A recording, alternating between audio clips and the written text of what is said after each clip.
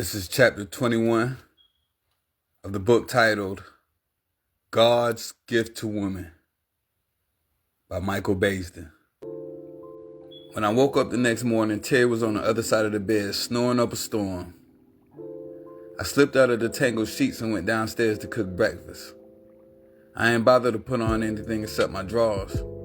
It was the first time in months I had been able to walk around so comfortable on a Saturday morning, and I wanted to take full advantage of the opportunity. The menu for breakfast was Eggos, turkey bacon, and boiled eggs. I decided to show off my cooking skills by making some of my world-famous hash browns with basil leaf and fried onions. Just as I was pouring the cranapple juice, Carrie came dragging down the stairs. Her hair was all over her head, and she wasn't wearing any makeup, but she still looked gorgeous. Not too many women could pull that off. "Morning," she said with sleep still in her eyes. "I hope you don't mind me borrowing your shirt. Those flannel pajamas were too hot to put on." She was wearing my old blue jean shirt, the one Carmen used to wear around the house. "Not at all, baby. In fact, you look kind of cute in it." I gave her a hug and a kiss. "Now, I hope you brought your appetite, because I made the bomb breakfast." I escorted her over to the dining room table and placed a napkin on her lap. "Looks like you're feeding an army." "Well, I figured after that monster workout last night, you might need some extra nutrition," I said. "This loving is so strong, it'll knock the calcium and potassium right out of a sister's bones." "Stop stroking yourself, Julian. You weren't all that great." "Oh no? Then what was all that screaming and trembling all about?" I imitated her shaking and carrying on. "You were bouncing around and speaking in tongues like the exorcist." "I was just faking it." "Faking it, huh?" I moved in closer to her and slid my hand between her legs. "Well, let's see if you can fake it like that again." I spread her legs apart and slid underneath the table. I was getting ready to go down on her when I heard someone clearing their throat. I was so startled that I bumped my head on the table. "Excuse me, Mr. Payne." It was Juanita. Samantha was standing right beside her, watching us. I stood up as fast as I could and tried to play it off. "What are you doing here?" "I live here, remember?" Samantha said. "Who is that lady?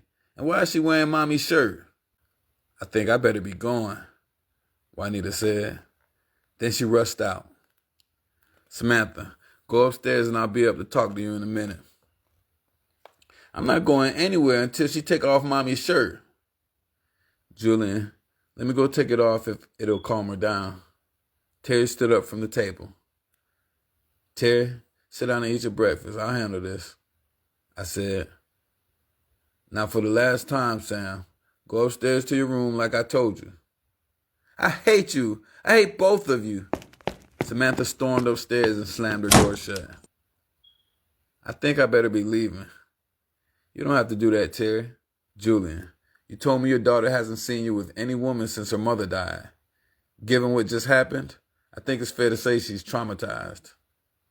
"You're right. I'll go upstairs and talk to her," I said. "Thanks for the advice, Doc."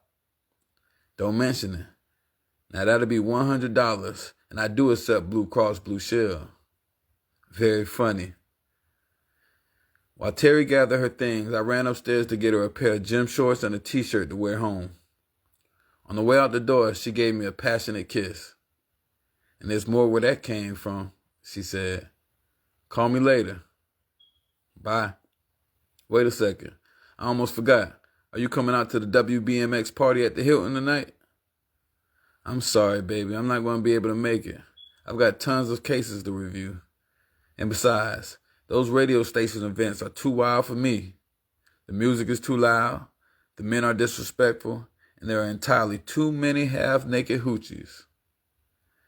Right on cue, Eddie comes strolling in the door. "Did somebody say hoochies?" Now I know it's time for me to go. "Goodbye, sweetheart. And good day to you, Eddie." Once Terry was out the door, I let Eddie have it. "What the hell happened to you last night? You know I was counting on you to watch Sam." "My fault, dawg. Eddie said casually. I got caught up. You mean laid up?